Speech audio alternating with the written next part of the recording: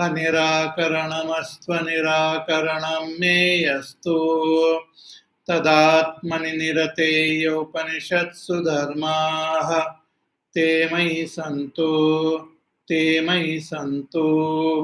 ॐ शान्ति शान्ति शान्तिः। हरि ओम्।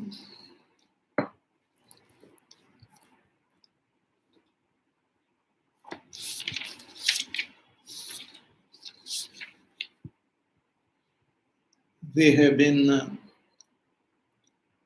seeing this beautiful Chandogya Upanishad. We have already seen 2 sections of the 6th chapter.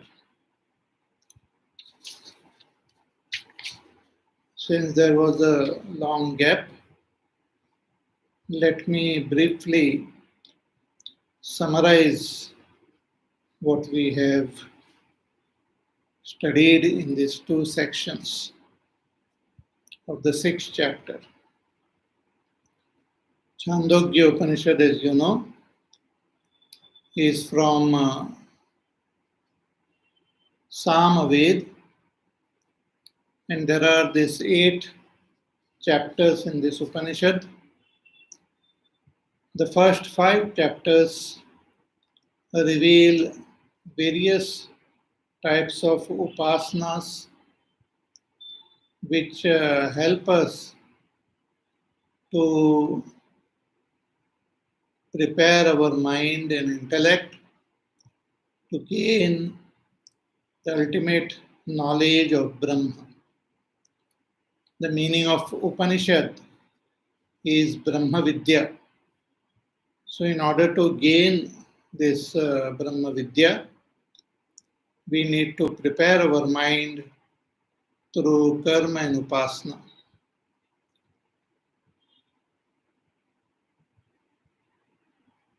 Now from the 6th chapter onwards, the Upanishad reveals that Brahma Vidya. In the 6th chapter, there is a story of Shwetaketu and his father Uddhalaka. So Shwetaketu, when he turned 12, still he had not started his studies. So his father told him that no one in our family has remained uneducated, devoid of the Vedic knowledge. So you too should go to an ashram and study. So Shwetaketu goes to an ashram, stays with his teacher, and for 12 years he studies in that Gurukul. So after 12 years, when he is 24 years old, he returns back home, but he had become very proud of his learning and very rigid. So when his father saw him in this way, he asked him that, did you ask from your teacher that Adesh? What Adesh? That knowledge, having known which everything becomes known. All that is not heard becomes heard. All that is not thought of becomes thought of. All that which is not known becomes known. And the father gives 3 examples. He says that just as a lump of clay, when we know a lump of clay properly, and what is knowing lump of clay? To know its nature, to know the clay. So when one knows that clay properly, then all that is made from clay becomes known. The pots, the tiles, the bricks, they all become known. Because though they have different forms and they have different names, their essential nature is clay alone. They are all modifications of clay. They are nothing but clay. The different forms and different names are only based on words. Their vacharambhanam, but their essential nature is clay. Similarly, the father gives the example of gold and gold ornaments. That if you know the lump of gold as gold, then all that is made from gold also becomes known. Because all that which is made from gold are only vikar, modifications of gold, having different shapes, different forms, and different names. But the different shapes do not change the gold. The gold doesn't become non existent. The gold doesn't become different from gold. Gold, remaining gold, appears like the various ornaments.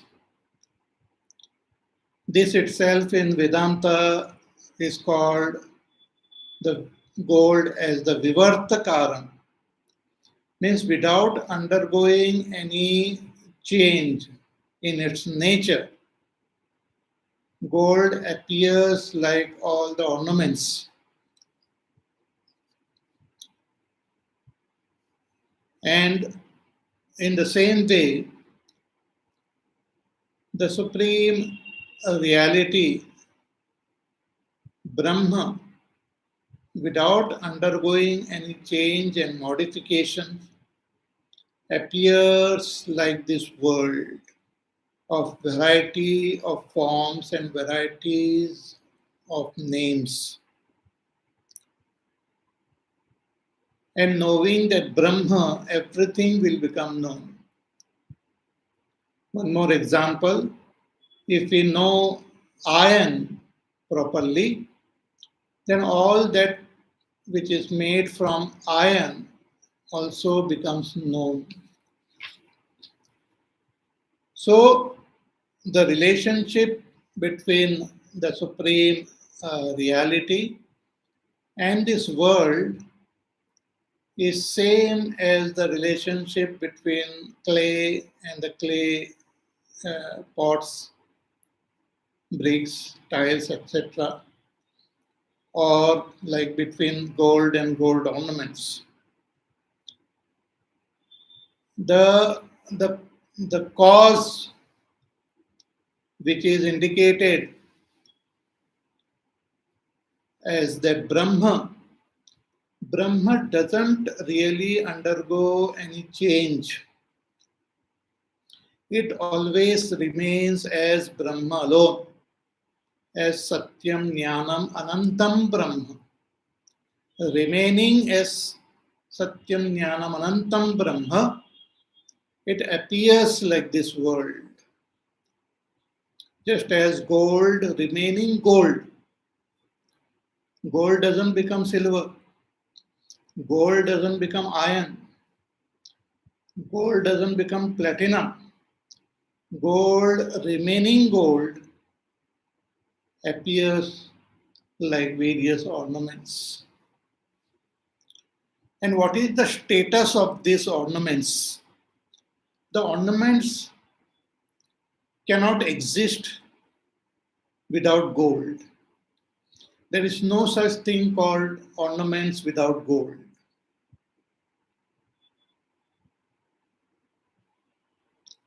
Ornaments, they change from one form to another form. And when their form changes, their names also changes. But whatever be the form, the ornaments remain gold. So there is a constant existence of gold and constant change of ornaments. In the same way, this world cannot exist without Brahma. There is no such thing called world without Brahma. But what is the status of the world? If we just focus on the world, means focus on the forms, then the forms keep on changing. They don't remain same. Nothing in this world remains constant. It constantly changes. But even when it changes, it continues to exist as Brahma. Its existence remains constant as Brahma. That change of this world itself is what we indicate as Srishti, Sthiti, and Laya. Creation is a change. Sustenance is also a change. Dissolution is also a change. But this change is happening in the world, not in Brahma. Brahma is present even when the world is dissolved. Brahma is present even when the world is born. And Brahma is present when the world is sustained. Brahma doesn't undergo any change, any modifications, but the world appears. So world is an appearance of Brahma, which constantly is changes and constantly present. So this relationship between the world and Brahma has to be understood, because through this relationship alone, we will be able to comprehend that Brahma. If this relationship is not understood, we won't be able to comprehend Brahma. Because through the world, we have to recognize that Brahma. Hidden in the world is Brahma. We should learn the art from the Shastras to recognize this Brahma in the world. In Gita also, Bhagavan says that I am hidden in this world. Maya tatamidam sarvam jagat avyaktamurtina. I am unmanifest in my real nature, hidden in this world. But those who search for me, those who surrender to me, they attain me. Hari Vyapak Sarvatra Samana Premate Pragata Hoi Mai Jana. In Ramayana, Tulsidas ji says that Bhagwan is present everywhere, but apragat, he is unmanifest, he is unseen. When we develop love, we are able to recognize that Ishvara. So this relationship has to be understood properly. And once we understand it, then all that which is there in this world, known as the world, will be understood as Brahma alone. So once we realize and recognize that Brahma, then everything will be known because everything is Brahma alone. So the teacher further reveals this by saying that Sadeva Soumya Idam Agra Asit. In the second section, the teacher begins by saying that the Sat alone was present in the beginning. See, for example, any object of this world, like this iron piece, it has got a form, it has got a name. So as we know, the essence of this is Brahma only. So Brahma alone is appearing in this form. So I see it in this shape, having a particular name. But if we go into the past, then we will know that this piece is made in some factory and they must have got the raw iron ores. And if we go back, we'll find these ores were there extracted from the earth.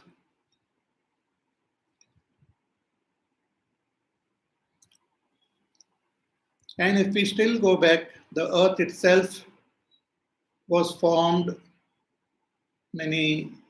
some few billion years ago. Before that, it was just scattered materials. Again, go back. In this way, if we keep going back in time, we will come across various different types of forms only having different names. The forms continue to exist, but they keep changing. So earth was existing. Before that, water was there. Before that, air was there.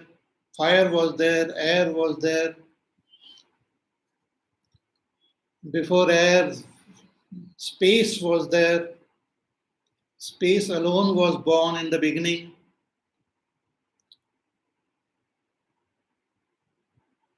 But when there was no space, no time, no objects, no beings, what was there? That Sat alone was there. Sadeva Swami Nikhilananda Saraswati. Before the world came into existence, means before it appeared in this variety of names and forms, it was existing as Sat alone. Just as before the ornaments were born, they were existing as gold alone.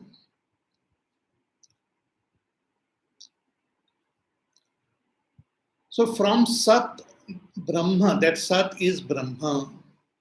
Sat is also known as Brahma.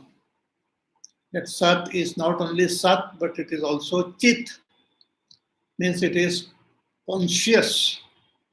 It is not inert. It is knowledge. It is intelligence. It is not inert. This world has not come from something inert. We are not born from something inert. So that Sat is Chit also, Chetan. And since this infinite world is born from that Sat is also infinite.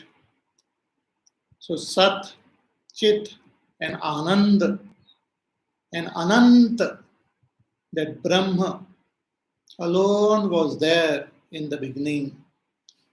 In the beginning means before this world came into manifestation, before before another cycle of creation started, Sat alone was there.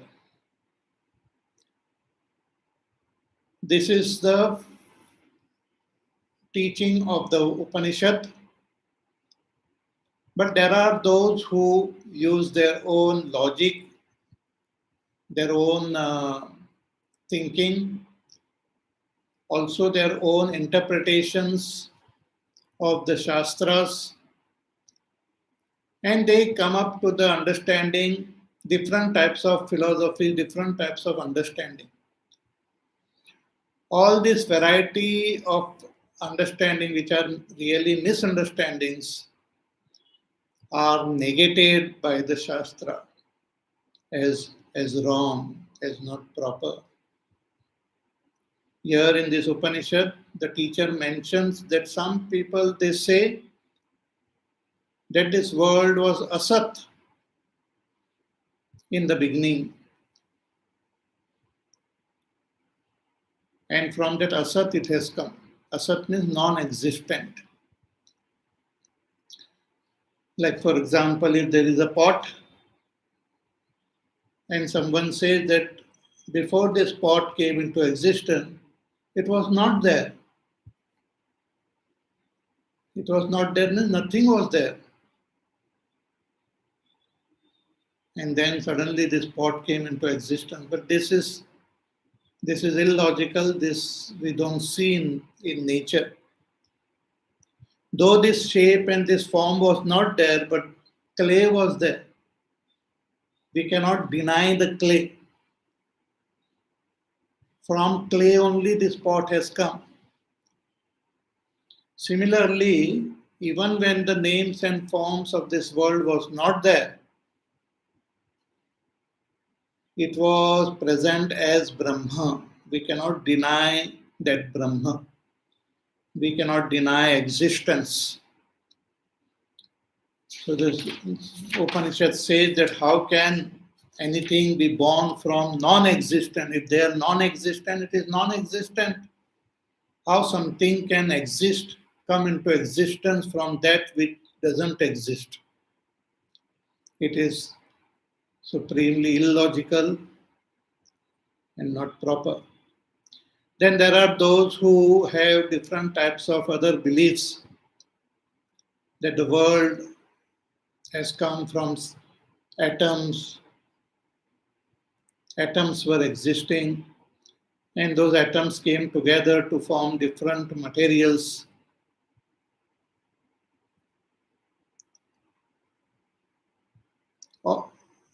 There are those who say that the world always existed, it is never created. So various types of theories are there, but they are all negated as false. And the Upanishad says that the world is born from that Brahma. And again, I am saying that when it is said that it is born from Brahma, doesn't mean that Brahma has actually undergone some modification. Like we make curd from milk. So the milk gets destroyed to form curds. Then the curd gets destroyed to form butter.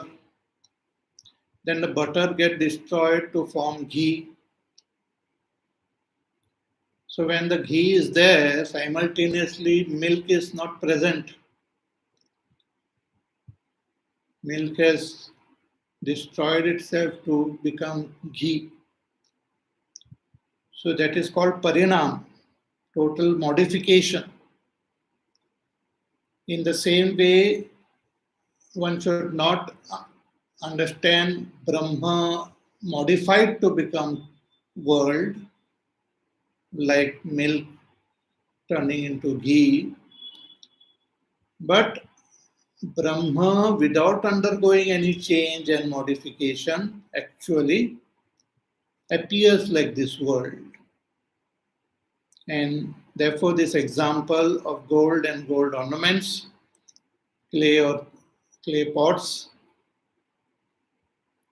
are given in the Upanishad. So, gold doesn't become non gold when it turns into ornaments.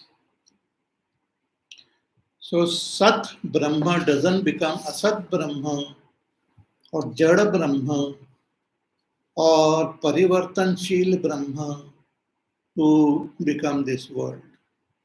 Brahma, remaining Brahma, appears like this world.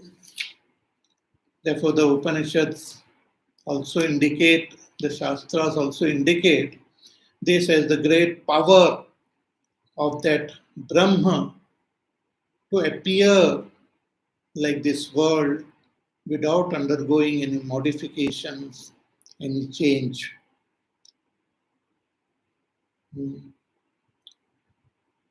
So, when this world was not there, and then when its world comes into existence, the world which we experience is made up of variety of forms, variety of names, and variety of beings are there in this world, and variety of activities are happening in this world. It is not just a inert, irrational world. It is a very, very complex and a systematic world functioning in a very logical, systematic way, following rules, following laws. And because of that only, the science is also progressing.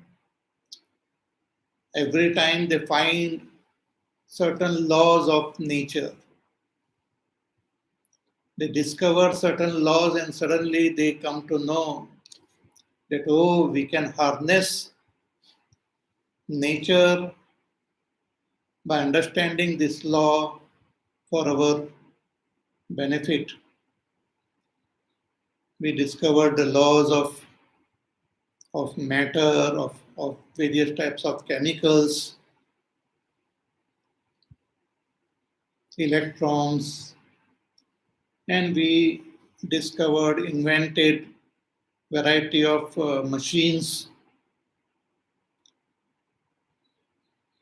When they discovered the power in steam, they invented the steam engine, huge structure they could move with the help of that power harnessed from steam. People were surprised and wonderstruck to see that a huge machine can just move with this power. Later on, with the discovery of electricity and all, we could harness this power in variety of ways. Now in modern times, we see variety of vehicles moving on the surface of this earth, even the various aeroplanes and rockets and all moving in space after harnessing the power which is already there in nature. So the nature, the world which we see follows definite rules, definite structure. And for this, intelligence is required. For example, if there is a watch which is made up of various parts, those parts have not just automatically come together to form the watch. There must be an intelligent watchmaker who must have assembled these various parts to make that watch. Similarly, this entire world is like a systematic, highly sophisticated machine functioning in a precise way. Not only the inert materials they function precisely, but even the variety of beings, they follow definite rules and laws, or definite rules govern their life. This is possible only because of that intelligence. So the world is not only caused by some material, but there is intelligence who has converted this material into this world. Therefore, the Shastras say that if Sat alone was there in the beginning, it also indicates that the Sat alone is both the material cause as well as the intelligent or the efficient cause of this world. In Sanskrit, it is called Upadan Karan and Nimitta Karan. Brahma alone is the Upadan Karan and the Nimitta Karan of this world. Means from that Brahma alone, all the material which we see has come, and from that Brahma alone, the intelligence also expresses. And when Brahma expresses as intelligence, it expresses that intelligence through various beings. That Brahma alone expresses as various beings and through them expresses the intelligence. So from that Brahma, the first being to be manifested is Hiranyagarbha, highly intelligent, supremely powerful being, the firstborn, Hiranyagarbha, also indicated as Sagun Brahma or Karya Brahma or Sagun Ishvara, having that all the qualities of omniscience, of all power. Brahmaji is also called Brahmaji. Hiranyagarbha is born. Hiranyagarbha manifests the five great elements. He creates Akash.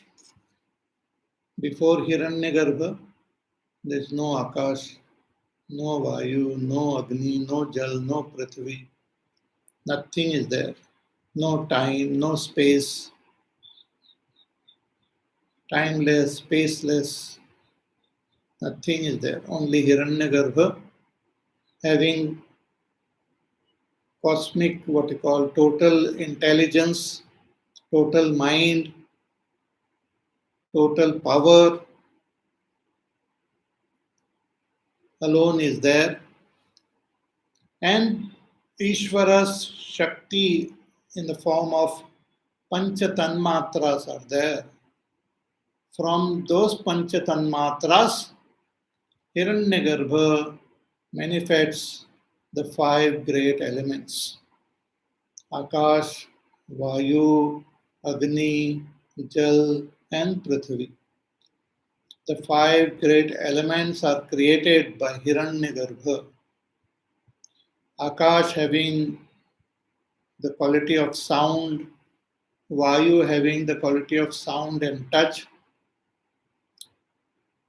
Agni having the quality of sound, touch and sight, Jala, water having the quality of sound, touch, sight, taste, and Prithvi having the quality of sound, sight, touch, taste, and smell. So these five great elements are born. And with the birth of these five great elements, the Virat Purush, Vaishvanara, also called Prajapati, is born. He gets his body. His body is the five great elements. Hiranyagarbha doesn't have a body. He is bodiless. But Vaishvanara, he has these five great elements as his body. Through Vaishvanara, another personality, another jiva expresses. The difference between Hiranyagarbha and Vaishvanara are only with respect to the mind, the intellect, the different samskars. But Hiranyagarbha is also expression of Brahma. Vaishvanara is also expression of Brahma. Just like the difference between one pot and another pot may be just a different shape, different size. But the clay is common in both. Similarly, Hiranyagarbha and Vaishvanara are two different jivas, but they are both Brahma alone. So when Vaishvanara is born, Prajapati is born, he meditates and brings to his mind the world as it was before. The world of variety of lokas, the world of variety of devatas, the world of variety of other beings as it was before. Before means before the world went into pralay, unmanifestation. It was existing in the previous kalpa. Just as when we wake up from our sleep, we can remember the world as it was yesterday. Yesterday, you kept something in the refrigerator.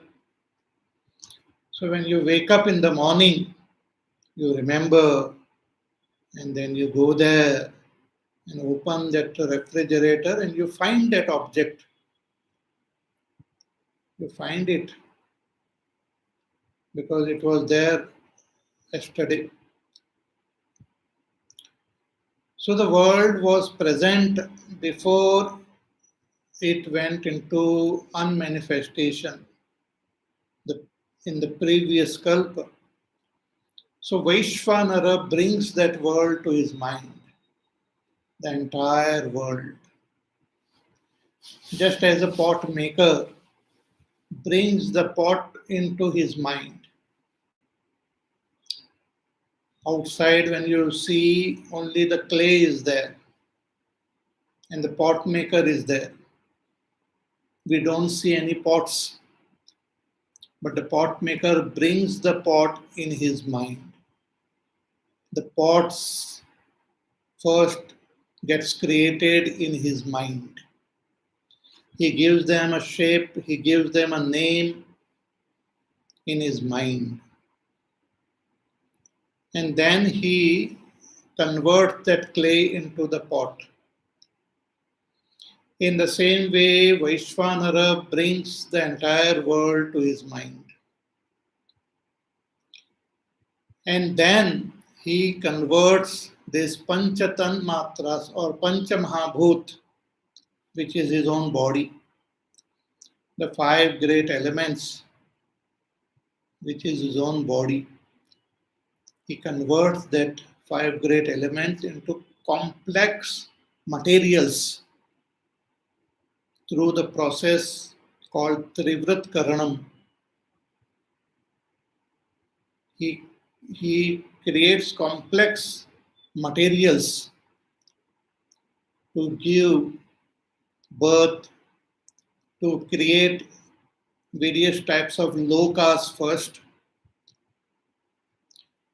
then to give bodies to various types of devatas.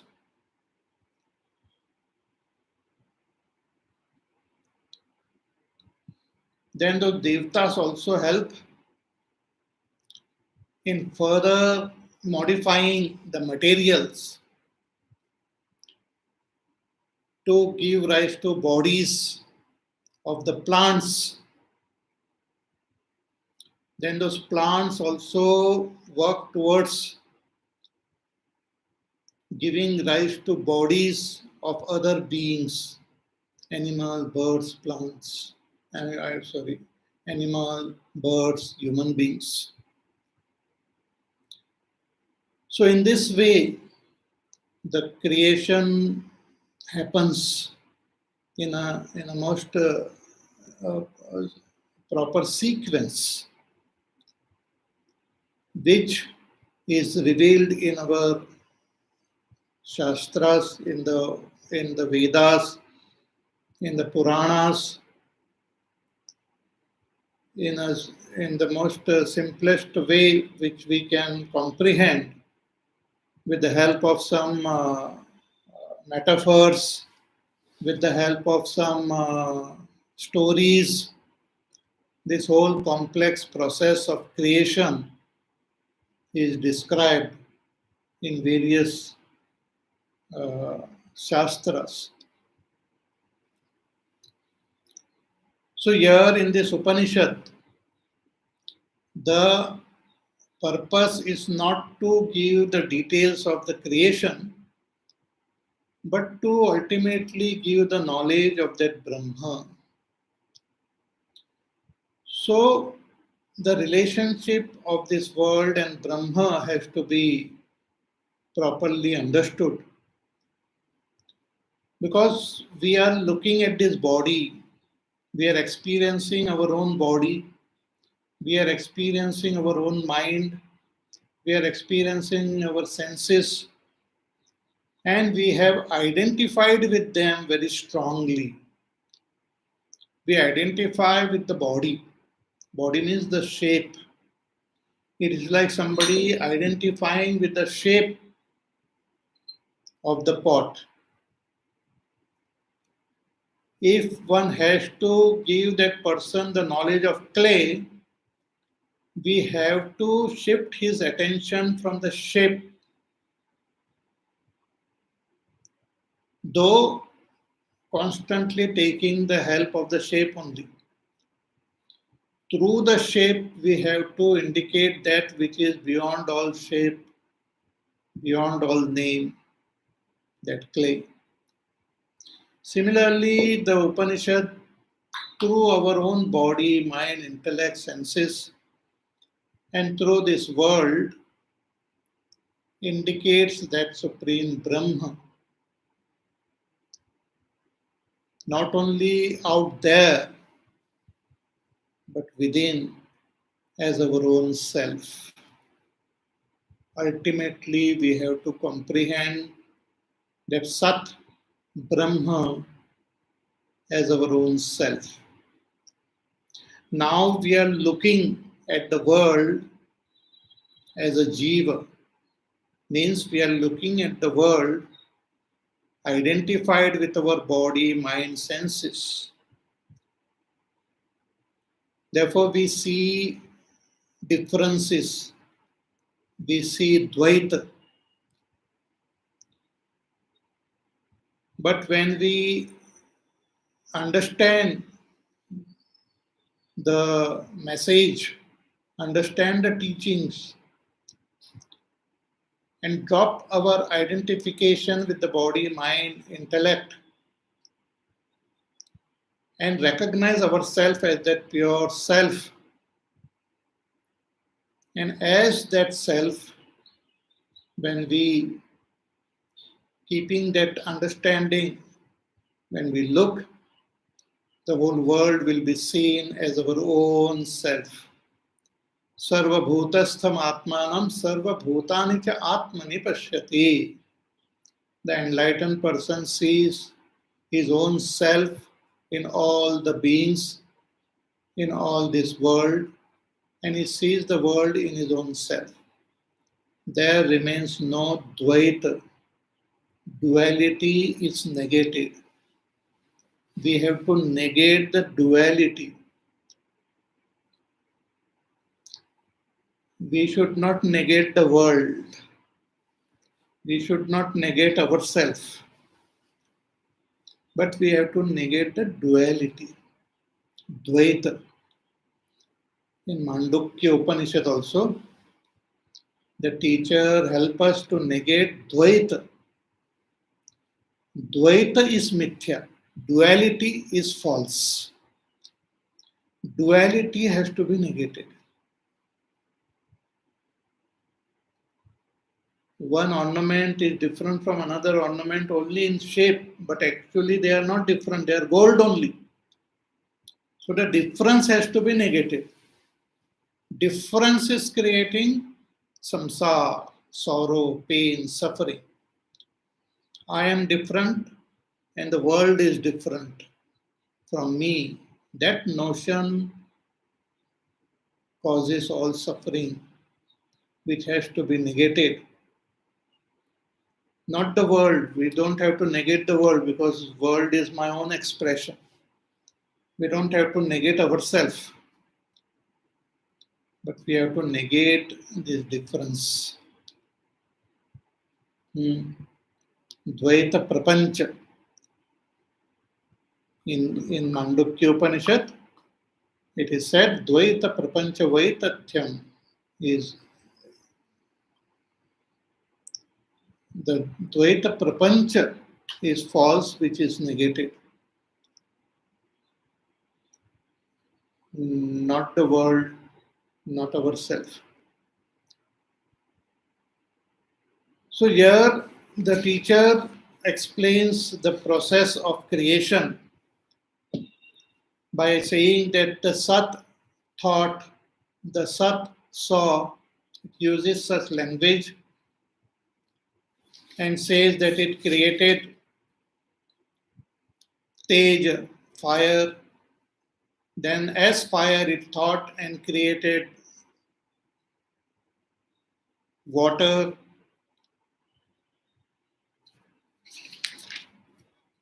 And as water it thought and created earth.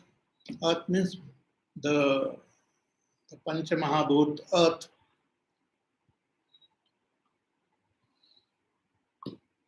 And then further, through Trivrit Karanam, the bodies of the Devatas were born. Then further, the plants were born. So the whole process is hinted. The details we have to understand through the Bhashya and through our own study of the various Shastras. It's like the jigsaw puzzle. We have to collect all these pieces from various Shastras and put them together to see the complete picture of this creation. But the process is same. So from that Brahma, Hiranyagarbha is born, then Vaishvanara, then all the Devatas, then all the plants, then the animal, birds, human beings. Human beings, they come in the last stage of creation. Plants, they come first. Plants, they are subtler. Therefore, the scientists and all trying to find out life elsewhere, in the beginning, actually, there will be plants only. Then the complex beings will be born having senses. So, first, before even plant, the devatas are there. So, with the first Trivrit Karanam, the devatas are born. With the second Trivrit Karanam, the plants are born. With the third Trivrit Karanam, the animals, birds, humans are formed.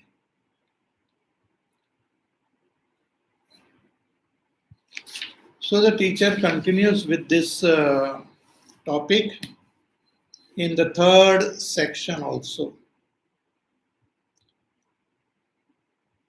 So let us begin with the third section. We'll chant the shloka, the mantra, and see. Tesham khalvesham bhutanam त्रिण्येव बीजानि भवन्ति आण्डजं जीवजं उद्बीजमिति. Again. तेषां खल्वेषां भूतानां त्रीण्येव बीजानि भवन्ति आण्डजं जीवजं udbijamiti. The teacher says that this variety of beings which we see in this world, they are classified into three groups. Broad classification. Sometimes this broad classification is done into four groups also. But here the fourth is also included in these three. So broad classification of all the beings depending on how they are born. Say in the field of science also, they classify. Because without classification, we cannot really understand, we cannot study properly. Even the chemicals, so many variety of chemicals are there. So many variety of elements are there. They are all classified into the beautiful periodic table is there.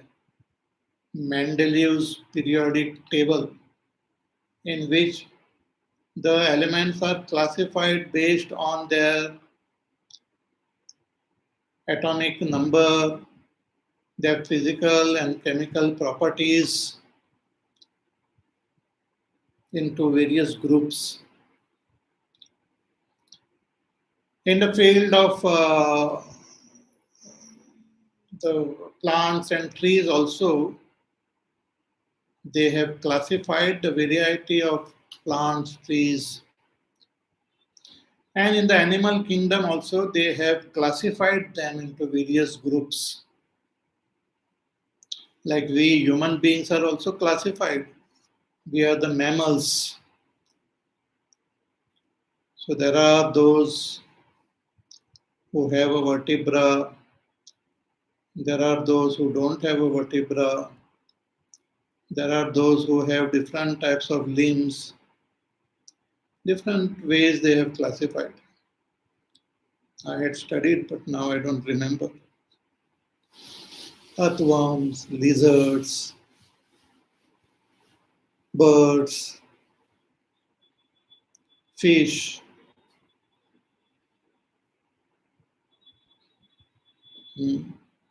So even some fish are mammals. So this classification helps us to understand the subject properly.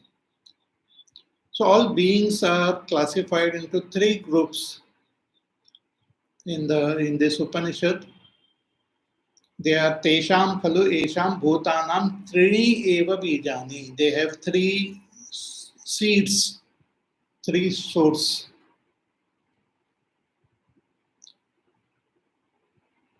Bhavanti andajam, those who are born from eggs. Birds and all are born from eggs. So birds are the seeds for other beings who are also born from eggs. Then Jivajam, those creatures who are born from the womb, like we human beings, some animals and all, born from womb.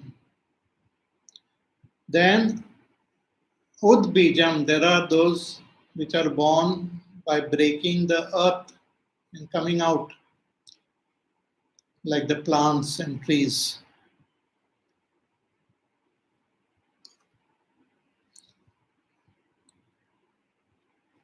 We have a botany teacher here.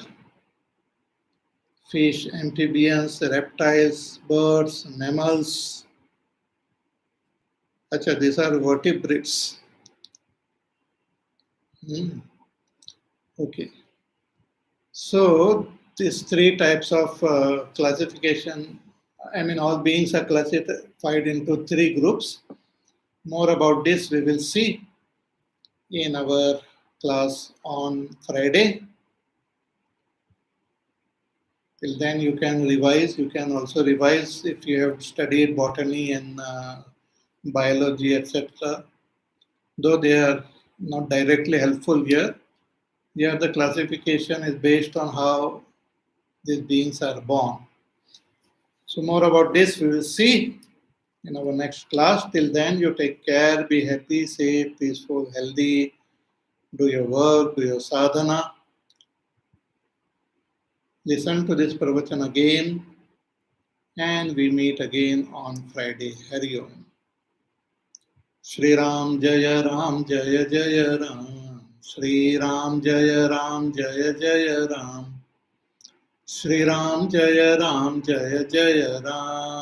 Shri Ram Jaya Ram Jaya Jaya Ram. Shri Ram Jaya Ram Jaya Jaya Ram. Shri Ram Jaya Ram Jaya Jaya Ram. Shri Ram Jaya Ram Jaya Jaya Ram. Shri Ram Jaya Ram Jaya Jaya Ram. Shri Ram Jaya Ram Jaya Jaya Ram. Shri Ram Jaya Ram Jaya Jaya Ram. Shri Ram Jaya Ram Jaya Jaya Ram. Shri Ram Jaya Ram Jaya Jaya Ram. Shri Ram Jaya Ram Jaya Jaya Ram. Shri Ram Jaya Ram Jaya Jaya Ram. Shri Ram Jaya Ram Jaya Jaya Ram. Shri Ram Jaya Ram Jaya Jaya Ram. Jaya Jaya Ram, Jaya Jaya Ram, Boli Syavar Ramchandra Bhagwan ki Jai.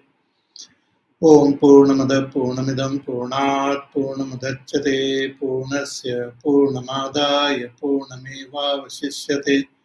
Om Shanti Shanti Shanti. Hari Om Shri Gurubhyo Namaha. Hari Om.